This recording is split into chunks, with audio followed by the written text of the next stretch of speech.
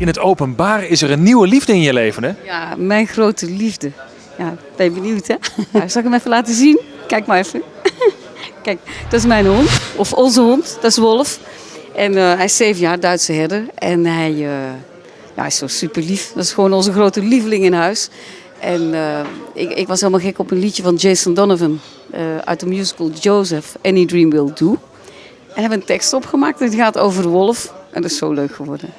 Hij komt mee, hè, bij elke optreden vandaag. Nee, vandaag mocht hij niet mee. Het regent en dat vindt hij niet leuk. Nee, het liedje komt ongetwijfeld ook op de box te staan. En de videoclip die gemaakt is. Kan je daar wat over vertellen? Hoe is dat gegaan? Heel leuk. Er zijn 3 kindjes. Er zit een kinderkoortje zit erin. Of 3 kindjes. 4, 6 en 8 jaar. En dat zijn de dochtertjes van Tel Koremans. En Tel is, als je voicemail, je kent voicemail, a cappella groep.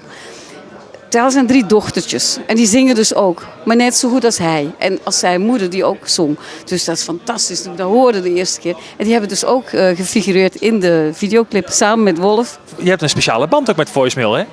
Ja, mijn man die heeft altijd management van de jongens altijd gedaan. En ja, dat is gewoon heel warm. Dat zijn gewoon hele lieve mensen. En we hebben daar heel veel contact mee. Op mijn vorig album stond een duet met hun. Happy People of Tomorrow. Ik weet niet precies hoe het heet. We hebben het weinig live kunnen doen. We hebben er ook wel een clip van gemaakt. Die hebben jullie trouwens gedraaid.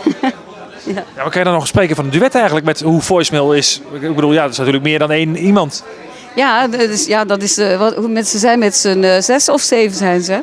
Ik weet het niet precies, moet ik even tellen. Nee, maar het is een leuke bende. Altijd lachen.